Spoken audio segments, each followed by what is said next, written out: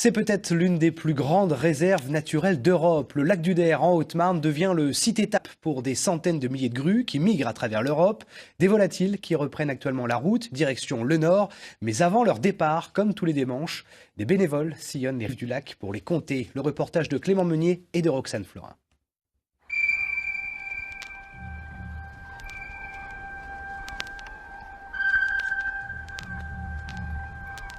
La nuit se termine à peine lorsqu'à l'aube, les grues reprennent leur envol.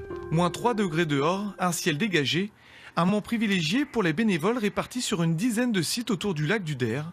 Leur mission, compter le nombre de grues qui reprennent route vers le nord. En ce moment, c'est une période assez particulière. C'est ce qu'on appelle la migration prénuptiale. Donc, des grues sont restées tout l'hiver sur le lac du Der. Mais d'autres se trouvaient en Espagne pendant l'hiver ou dans le sud-ouest. Et à cette période de l'année, elles remontent en fait vers le nord-est pour aller se reproduire en Scandinavie, en Pologne, en Estonie ou en Allemagne. Ce dimanche matin, 4940 grues ont été recensées autour des 70 km bordurant le lac. Elles ont été plus de 130 000 cet hiver.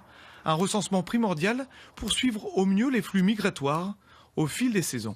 On a plus de 40 ans de chiffres maintenant, d'avoir une évolution de la population, de savoir si c'est une espèce qui se porte bien, qui a des difficultés, qui connaît des paliers, et éventuellement d'établir des stratégies si on s'aperçoit qu'il y a des difficultés pour cette population-là.